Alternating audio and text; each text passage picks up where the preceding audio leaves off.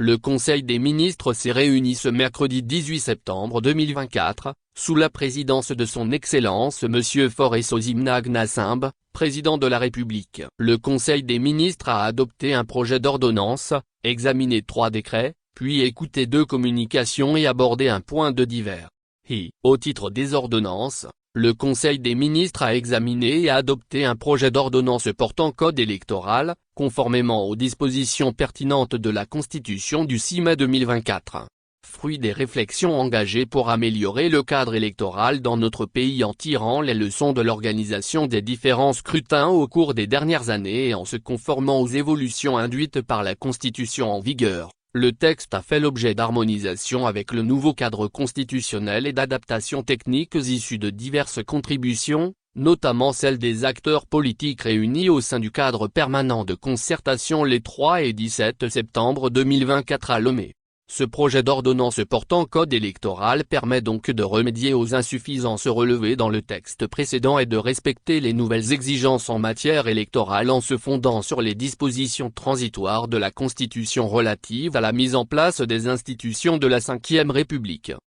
Au titre des décrets, le Conseil des ministres a examiné et adopté un décret portant création, attribution, organisation et fonctionnement des postes comptables des matières dans les ministères et institutions de la République, ainsi que dans les autres organismes publics. Dans le cadre des mesures législatives et réglementaires visant la modernisation des finances publiques dans notre pays et l'assainissement de la gestion du patrimoine non financier de l'État et des organismes publics, le Togo a adopté plusieurs textes, et notamment la loi organique relative aux lois de finances en 2014, et le règlement général sur la comptabilité des matières en 2016. Aujourd'hui, après l'élaboration des textes d'application et le recensement des matières de l'État, il est nécessaire de poursuivre la réforme en procédant, entre autres, à la mise en place des structures de gestion des matières, pour rapprocher l'appareil comptable de l'État des différents ordonnateurs. Les comptables matières seront chargés d'assurer la garde et la conservation des biens mobiliers et immobiliers des ministères,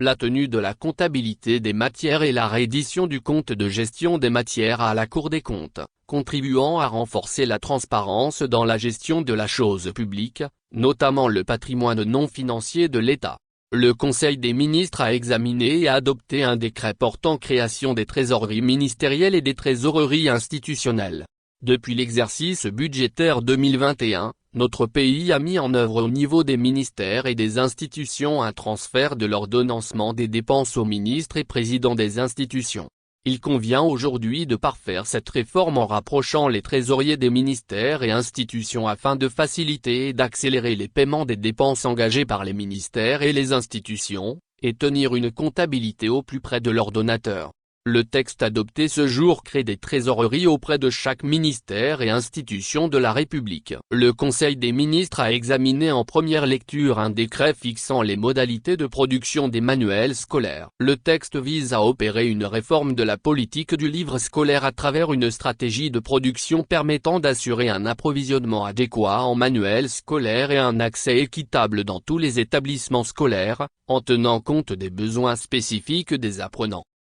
Au titre des communications, le Conseil des ministres a écouté une première communication relative à la création des postes de comptables matières et des trésoreries ministérielles et institutionnelles, présentée par le ministre de l'Économie et des Finances, pour rappeler l'état de l'internalisation des directives communautaires relatives à la gestion des finances publiques, et expliquer les étapes subséquentes, notamment la nécessité d'adopter les décrets pris à ce titre. Le Conseil des ministres a écouté une seconde communication relative à la rentrée scolaire 2024-2025, conjointement présentée par le ministre des Enseignements primaires et secondaires et le ministre de l'Enseignement technique, de la formation professionnelle et de l'apprentissage. Elle a relevé que grâce aux mesures mises en œuvre pour une année scolaire efficace, efficiente et en toute sérénité, la rentrée scolaire 2024-2025 a été effective sur toute l'étendue du territoire. Pour la nouvelle année scolaire, les dispositions continueront d'être prises ou renforcées pour une éducation de qualité avec, entre autres, le recrutement de plus de 4000